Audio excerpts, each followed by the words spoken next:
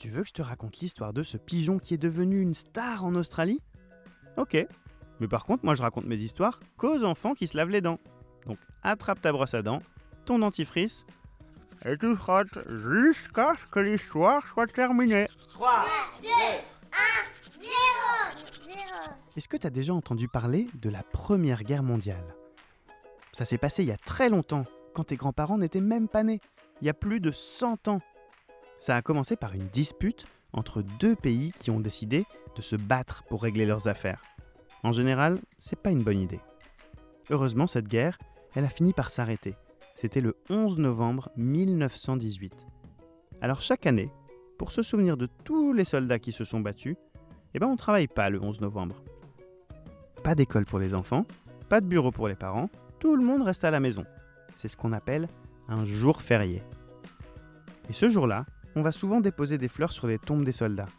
En Australie, on met toujours les mêmes fleurs, des coquelicots.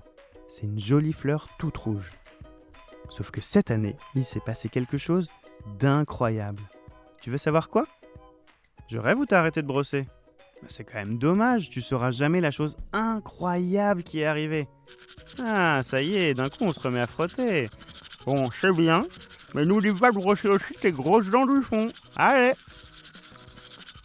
Donc cette année, figure-toi que quelqu'un a été filmé en train de voler tous les coquelicots qui avaient été déposés pour rendre hommage aux soldats australiens morts pendant la guerre. Attends, je te donne un indice. Eh oui, un pigeon ! Et tu sais ce qu'il en a fait ? Il les a tous collés ensemble et il s'est fabriqué un nid tout rouge.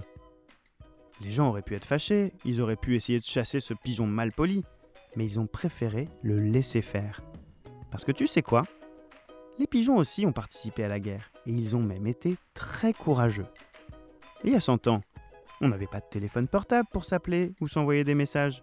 Alors la seule solution pour se dire les choses importantes quand on ne pouvait pas sortir parce qu'il y avait trop d'ennemis dehors, c'était de s'envoyer des petits mots par pigeon voyageur. Parce que le pigeon, c'est un oiseau très intelligent. Le pigeon, il sait peut-être pas parler, lire ou écrire comme toi, mais il y a une chose qu'il sait très bien faire, le pigeon, c'est retrouver son chemin. Et c'est pour ça que tout le monde a trouvé ça génial que ce pigeon australien se construise un nid avec les coquelicots. Parce que lui aussi, ce jour-là, il a peut-être voulu penser à ses copains pigeons morts pendant la guerre. Et il a eu bien raison. Bon, montre-moi un peu tes dents. Fais A, fais I.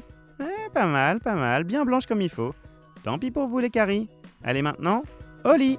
Je vais pas me coucher. Je vais pas aller me coucher. Retrouvez Les Dents et Dodo et tous les podcasts BFM TV sur bfmtv.com et sur toutes les plateformes de streaming.